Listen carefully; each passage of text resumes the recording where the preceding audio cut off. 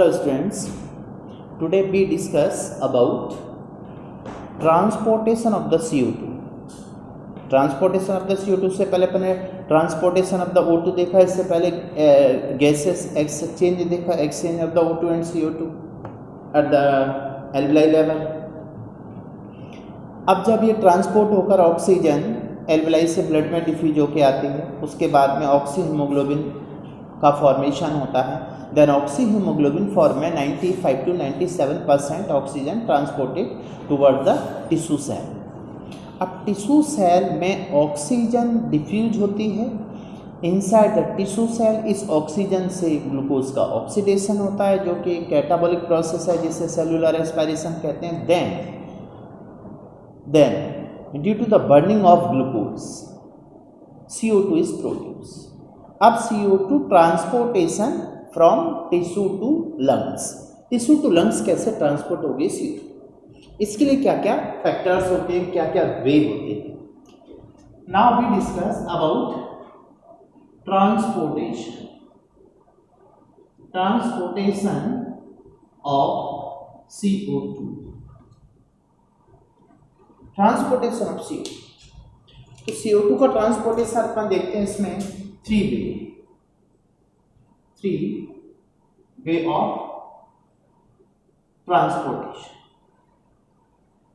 Transportation के इसमें three ways. अब वो थ्री वे कौन कौन से हैं वो देखिए जरा। इन थ्री वे में सबसे पहले अपन ने देखा था, number one is the dissolve, means oxygen इसमें कितनी डिजॉल्व फॉर होती है इन डिजॉल्व स्टेट।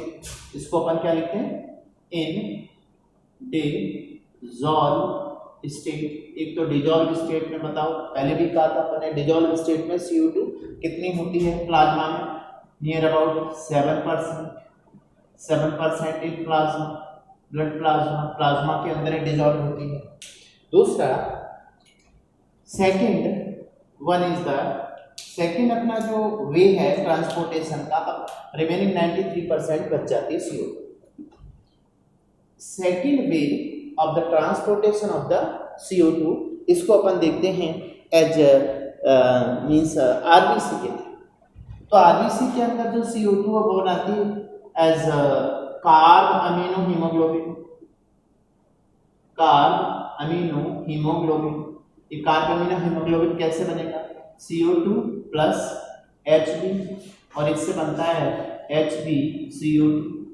तो HbCO2 फॉर्म में ये नियर अबाउट कितने परसेंट था, RBC द्वारा ट्रांसपोर्टेशन कितना होता है 25 to 25%, मीन्स इसको अपन एवरेज लिखते हैं 23%।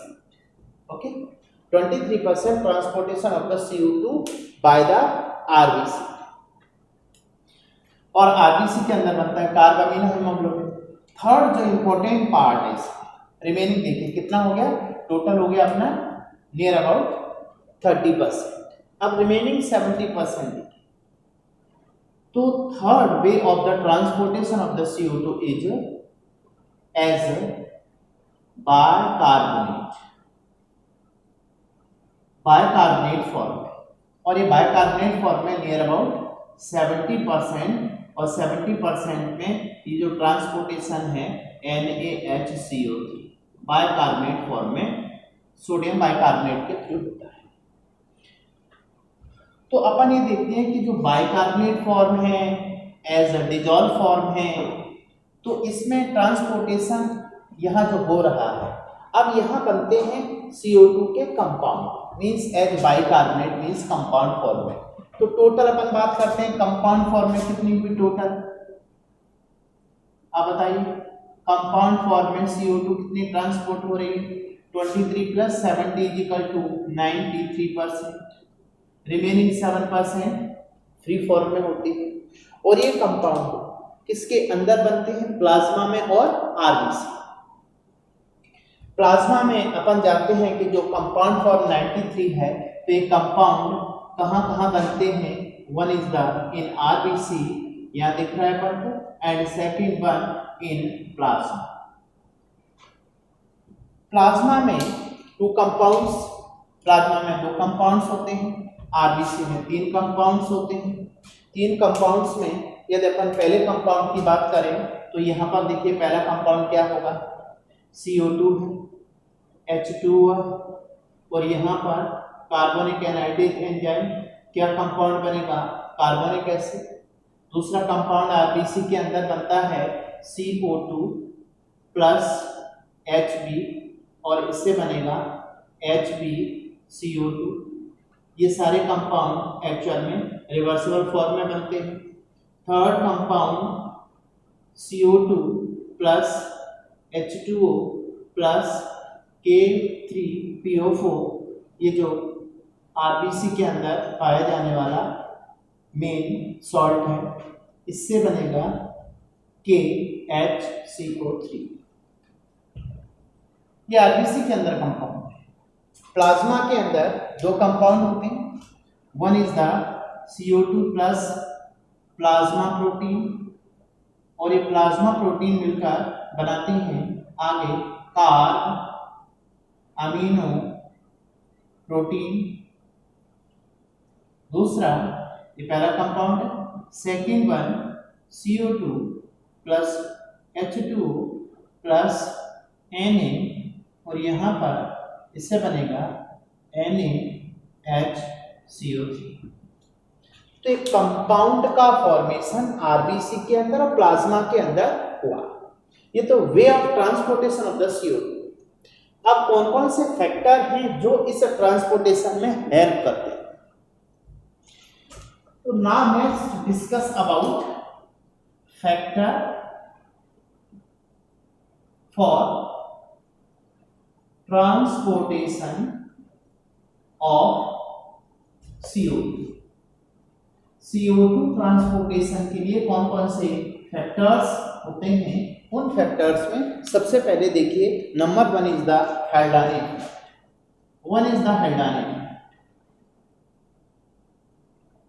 हेल्डान इफेक्ट क्या होता है बोलिए? हेल्डान इफेक्ट देखिए, दो क्वेश्चन यहाँ पर आपके नीट में आ सकते हैं। Transportation of the O2 with the help of Bohr effect, याद है? दूसरा ट्रांसपोर्टेशन ऑफ CO2। तो CO2 ट्रांसपोर्टेशन में हेल्डान इफेक्ट हेल्प करता है। अब हेल्डान इफेक्ट देखिए क्या होता है, ये अपन ने पढ़ा था एल्वेलर लेवल, मीन्स CO2 का जो CO2 कंपाउंड है, ये कंपाउंड फॉर्म में 93% CO2 है। तो CO2 कंपाउंड को डिसोसिएट करने के लिए एसेंशियल होता है oxyhaemoglobin. Means effect of oxyhaemoglobin, ये एक्चुअल में act as the strong acid. Oxyhaemoglobin एक स्ट्रॉन्ग एसिड है, इसको याद है। Oxyhaemoglobin act as the strong acid. तो effect of oxyhaemoglobin on dissociation of CO2 compounds।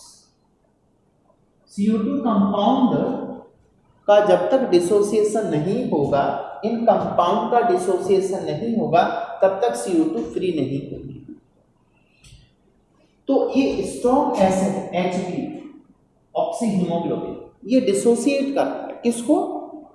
इसको dissociate करेगा, ये डिसोसिएट करेगा CO2 कंपाउंड्स को। अब CO2 कंपाउंड देखिए कैसे होगा, यहां पर इसकी वजह क्या हो सकती है? Effect of oxy haemoglobin. अब इसकी जो ड्यू टू, इसकी वजह क्या होती है? ड्यू टू ऐसा क्यों हो रहा है? ऐसा इसलिए हो रहा है, यहां पर लो pressure of CO2 and high pressure of O2।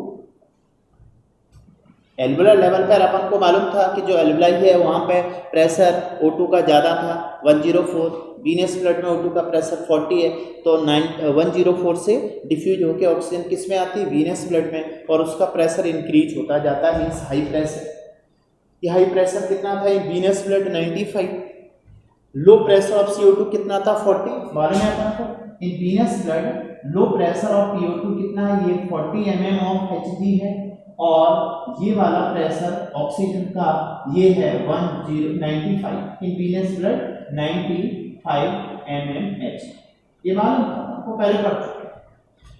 तो ये प्रेशर इज एसेंशियल। देखिए जब ऑक्सीजन ज्यादा होगी तो ऑक्सी हीमोग्लोबिन बनेगा, और ऑक्सी हीमोग्लोबिन बनने के बाद फिर उधर ऑक्सी हीमोग्लोबिन किसको डिसोसिएट करेगा?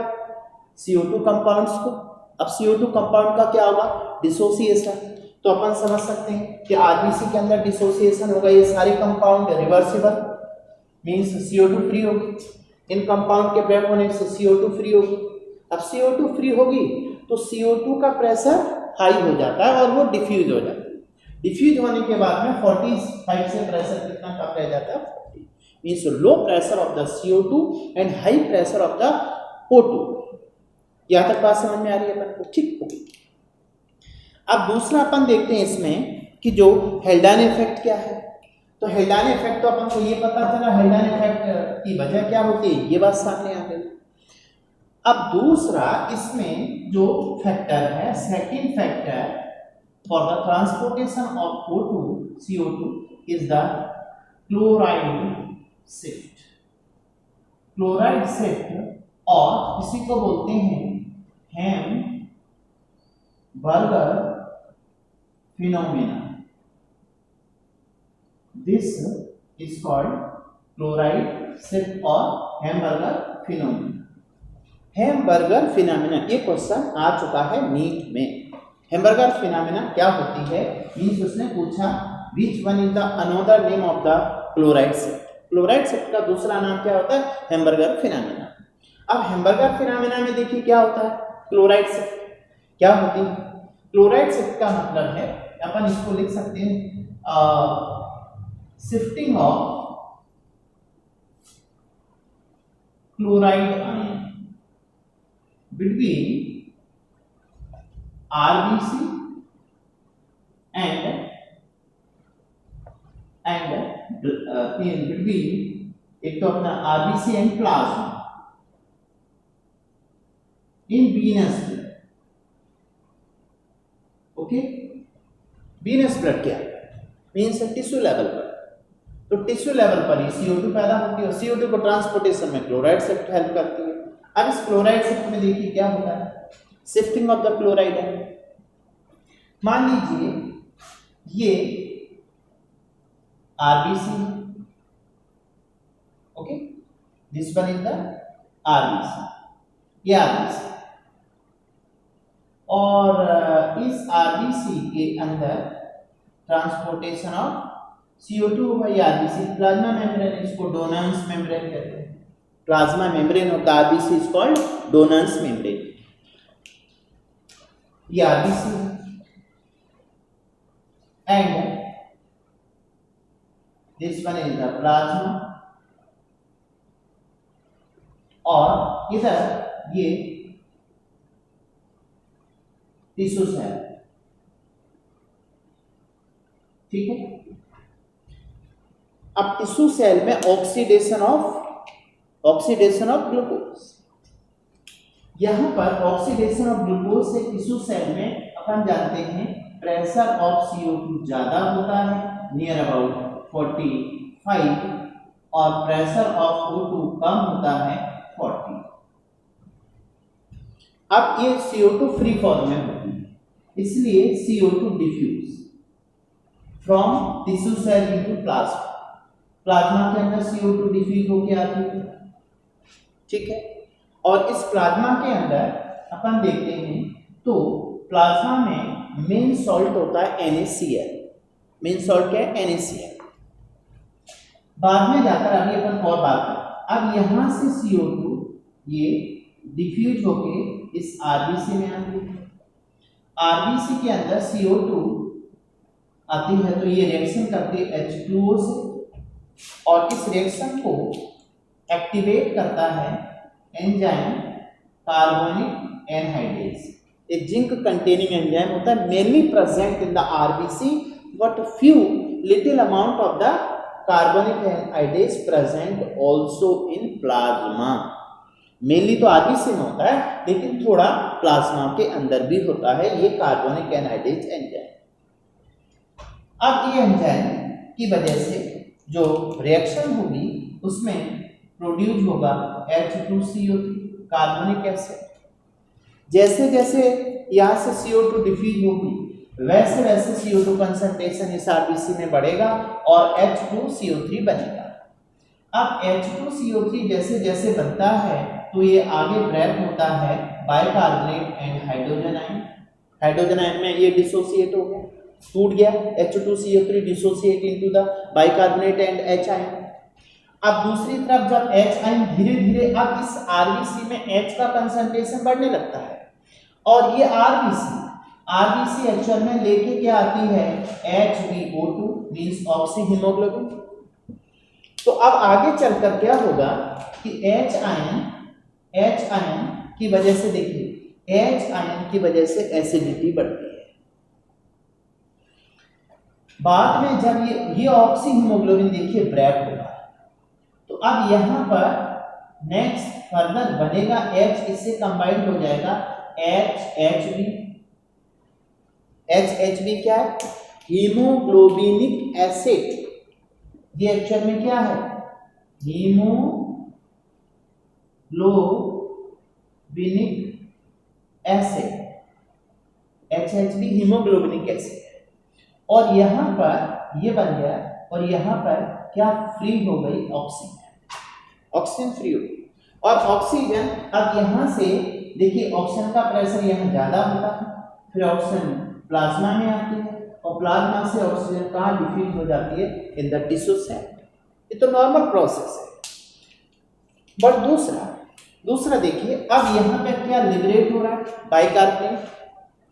तो जैसे जैसे बाइकार्बोनेट का कंसंट्रेशन बढ़ेगा, ये बाइकार्बोनेट जैसे जैसे लिबरेट होगा तो ये बाइकार्बोनेट यहाँ से निकल कर ये concentration of the bicarbonate high होने से ये किस में आ जाएगा इन द प्लाज्मा के अंदर आ गया बाइकार्बोनेट। आप देख पा रहे हैं यहाँ से बाइकार्बोनेट इस प्लाज्मा में आ गया, यहाँ से from higher concentration to its lower concentration यहाँ तक बाहर आया ये बाइकार्बोनेट। अब बाइकार्बोनेट जब इस RBC से प्लाज्मा में आएगा तो प्लाज्मा का जो main salt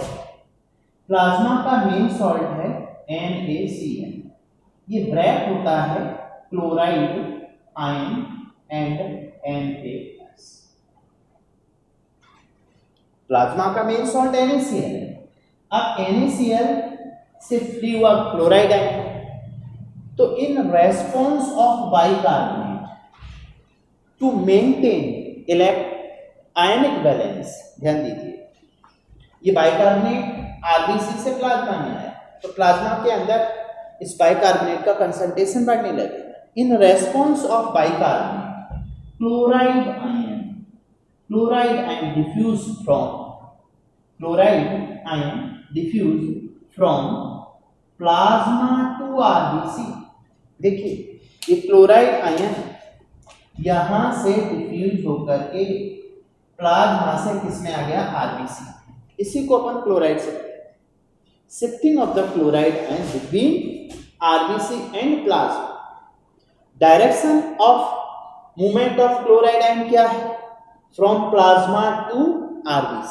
chloride ion plasma से RBC में आया। अब क्लोराइड आयन RBC में आया, बाइकार्बोनेट किधर गया तो यहां हो गया ये ionic balance, this is called ionic balance. अब आयनिक बैलेंस के लिए ऐसा हुआ to maintain the electronegativity electrochemical ऐसा हुआ। बाइकार्बोनेट बाहर आया और क्लोराइड आयन किस में गया RBC।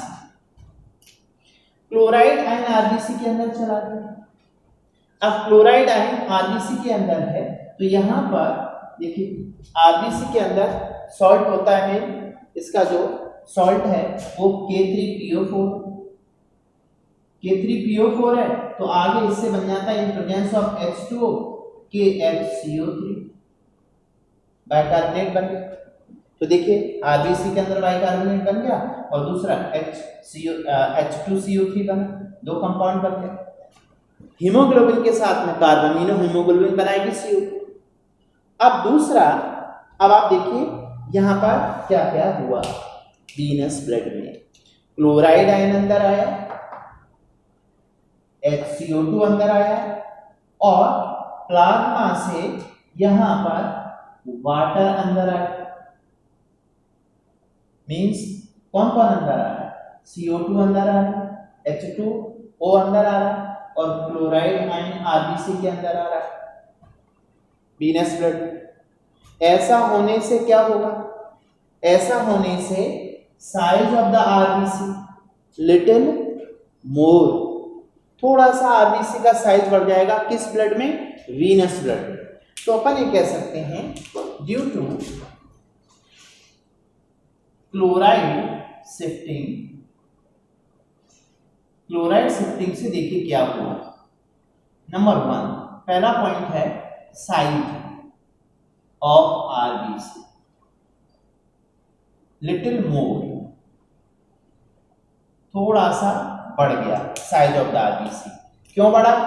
क्योंकि chloride ion, water and CO2 move from, ये जो मूवमेंट है मूव्स फ्रॉम, बोलो जल्दी, from plasma to RBC। Plasma से RBC के अंदर गया CO2, H2 और क्लोराइड आयन। ये तो कहाँ हुआ? वीनस ब्लड में, एट ए टिश्यू लेवल। ये सारा काम कहाँ हो रहा है? At a tissue level. अब दूसरा, ये ब्लड गया लंग्स में, means at lungs level. Lungs level पर क्या होगा वो देखिए। लंग्स लेवल पर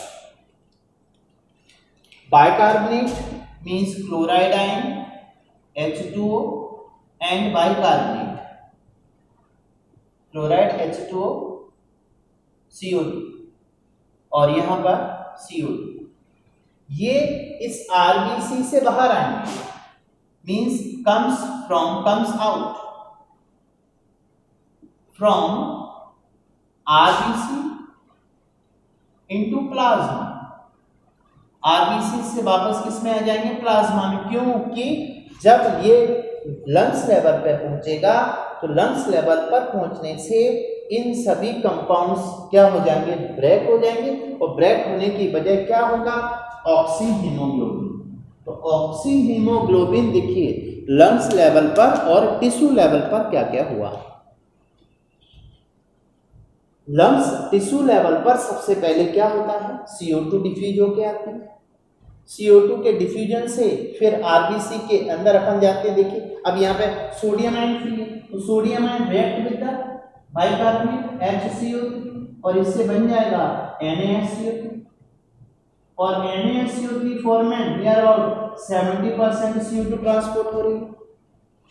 दूसरा, ये जो RBC है, इस RBC के अंदर नियर अबाउट 23% CO2 ट्रांसपोर्ट होती है। अब बचा प्लाज्मा, तो प्लाज्मा में ये जो CO2 है ये फ्री फॉर्म में रहती है, फ्री CO2 डिसॉल्व फॉर्म में ये नियर अबाउट कितनी है? 7%। क्लियर हो गया? ट्रांसपोर्टेशन ऑफ द CO2 कितना कितना कहां कहां हो रहा था।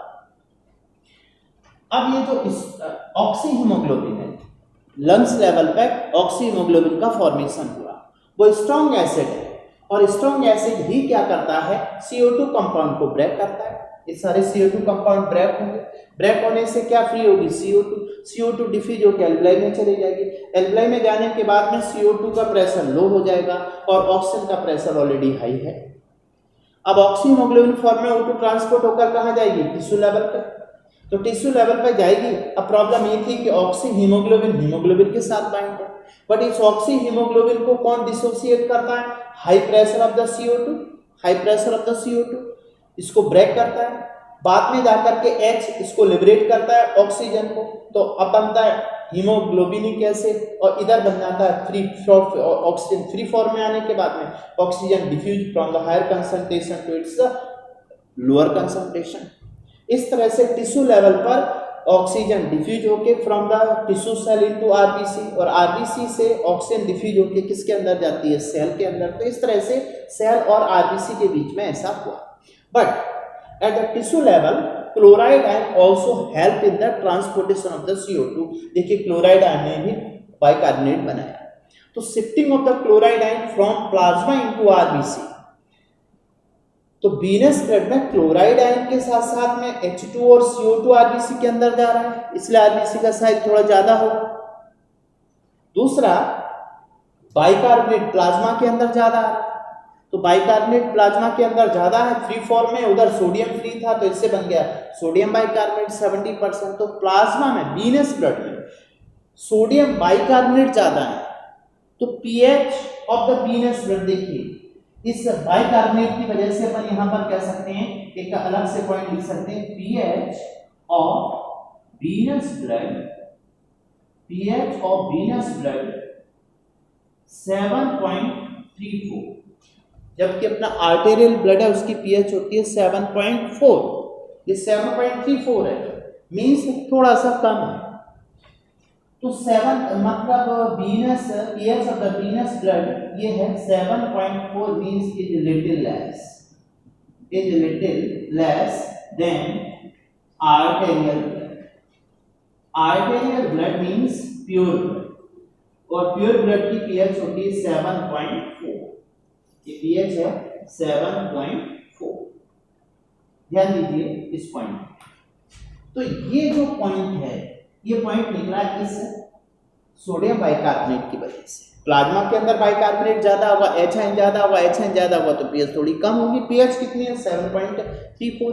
तो वीनस ब्लड में आरबीसी का साइज भी थोड़ा सा बड़ा होता है और पीएच भी कम होती है देन द आर्टेरियल ब्लड। जब ये आरबीसी लंग्स लेवल पे जाएगा तो लंग्स लेवल पे क्या होगा, CO2 कंपाउंड ब्रेक होंगे, high pressure of the oxygen, oxyhaemoglobin की वजह से। इसी को हेल्डान इफेक्ट कहते हैं।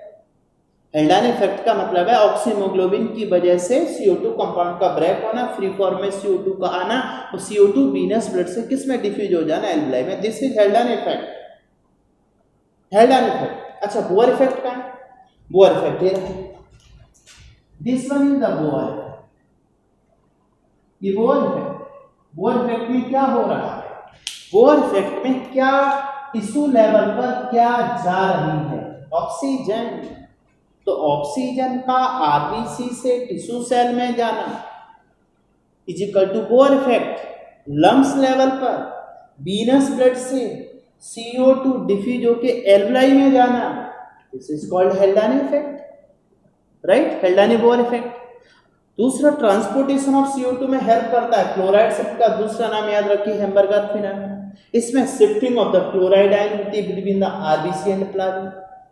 अब याद रखना है, वीनस ब्लड में आरबीसी, वीनस ब्लड में क्लोराइड आयन प्लाज्मा से आरबीसी में आएगा, और आर्टेरियल ब्लड में क्लोराइड आयन आरबीसी से प्लाज्मा में आएगा। ये थोड़ा सा याद रखें। ये अपना 2 पॉइंट ऐसे थे जिसमें अपन ने ट्रांसपोर्टेशन ऑफ CO2 देखा। ट्रांसपोर्टेशन ऑफ द CO2 में इसमें 3 वे, 3 में number 1, number 2, number 3 and factors Haldane effect and chlorides. This is about transportation of CO2। Transportation of CO2 क्यों इजी है, क्योंकि ट्रांसपोर्टेशन ऑफ CO2 इसलिए इजी है because CO2 solubility is higher than the oxygen। Okay.